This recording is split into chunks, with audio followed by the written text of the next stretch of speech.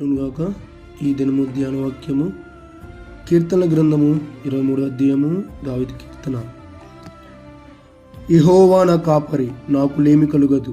పచ్చిక గల చోట్లను ఆయన నన్ను పరుండజేయుచున్నాడు. శాంతికరమైన జలముల యొద్ద నన్ను నడిపించుచున్నాడు. నా ప్రాణమునకు ఆయన సేదదీర్చుచున్నాడు. తన నామమును బట్టి నీతి మార్గములలో నన్ను నడిపించుచున్నాడు. గాఢాంధకారపు లోయలో నేను సంచరించినను ఏ అపాయమునకు భయపడను. నీవు నాకు తోడైందువు.